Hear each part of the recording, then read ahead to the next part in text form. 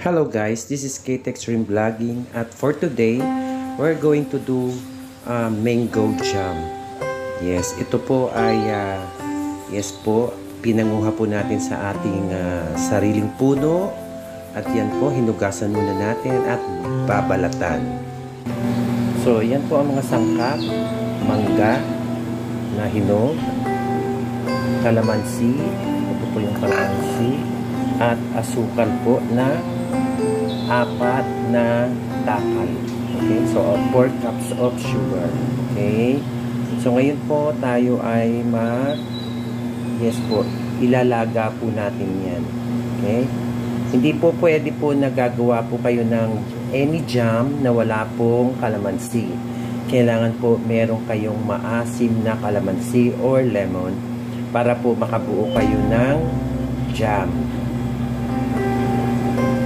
Ngayon po, maglalagay tayo ng tubig. Yan po ay, yan po ay 4 cups of water. Yes. At lalagyan po natin ng 4 cups of sugar. And po, at i-dissolve po natin sa kaserola. Yes, hahalu-haluin po natin. May mekos-mekos. Ayan. Then afterwards po, yes, pakukuluan. Tapos i-add po yung lemon.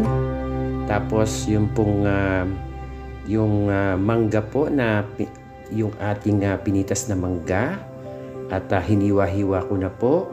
Ayan. So ayan po yung lemon, lalagay na natin. Ayan, pagkatapos po ilalagay dyan yung mismong mangga na ating pong hiniwa-hiwa. Yes po.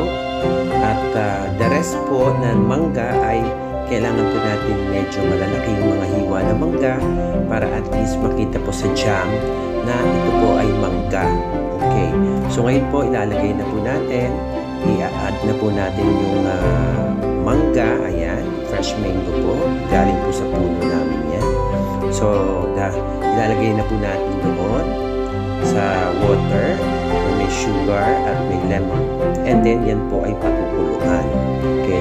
So habang kumukulo po hanggang nailaga na po natin at naluto na po, na-dissolve na po yung sugar at lemon, ay hahanguin po yung mangga at i-blender po natin para yung iba po ay durog. Okay? So ayan po, kailangan po nating i-boil. Ayan. Yan po yung mangga po na yung ibang mangga nilagay ko po at blender ko para po madurog. Okay.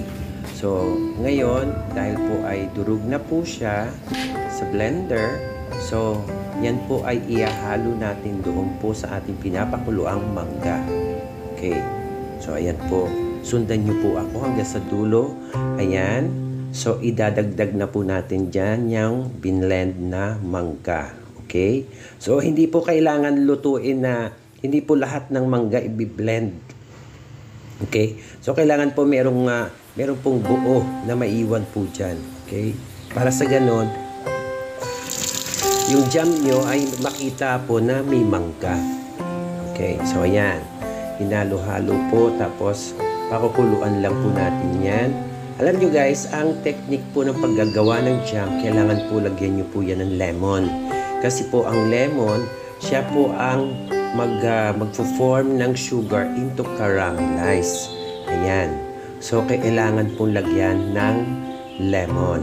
Okay? Or kalamansi. Okay. So, ayan po. Dahil po na-dissolve na po natin yung ibang mangga at yung ibang mangga naman ay buo pa. So, pakukuluan na po natin yan. Okay?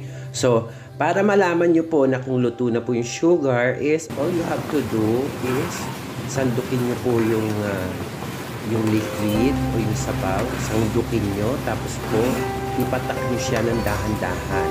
Ngayon, kapag yan po ay ipinatak nyo at yan po ay parang nagbitin-bitin na po yung sugar doon po sa sandok, that only means luto na po yung asukal niyan. Okay? So, ayan po, mag-mekos-mekos tayo para sa ating homemade mango jam. So, ayan po. Nakikita niyo po sa harapan niyo na kung paano po hinahalo. Pagkatapos yan po, titingnan niyo po kung kung lumalambitin na po yung asukal sa sandok. That only means luto na po yung sugar. Yan. Ayan. Okay? So, ganun po ang secret ng paggawa ng jam. Okay? So, sa lahat ng jam po, kasama palagi ang lemon or calamansi. Ayan. So, ayan po, dire-diretso lang tayo. Luluto po natin ang asukal habang hinahalo-halo. Hindi po pwede po yung iniiwan ng pinapakuluan. Yan lang po pinabantayan niya. Okay? So, ayan po, nakikita nyo sa inyong harapan kung paano po kumulo ang mangga po natin. At yan po, maya-maya na po, caramelize na ang sugar niya. At pwede na po siyang hanguin. Okay? So, after niya, palalamigin nyo muna bago nyo po ilagay po sa nalinis na botelya or garapon. Okay? So, kailangan mo muna po buhusan ng tubig mainit ang garapon. Yes po. Ayan, now ay isasalin na po natin sa garapon. Okay? So, ayan po, dahan-dahan po natin ilagay sa garapon dahil mainit po yan.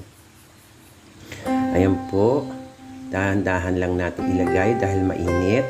So, punuin po natin yung garapon na yan or jar sa English po. So, ayan po, meron na po tayong homemade mango jam. Okay? So, ayan po, marami po kasi dito sa amin, dito po sa Laguna, sa harapan mismo ng bahay namin, meron po kami isang puno ng mangga.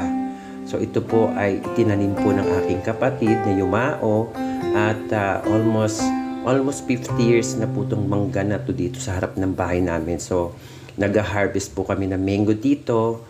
Ayan po, binibenta po namin yung mango at may namimitas. So, ayan po ay nilalagay na po natin ang mangga sa garapon.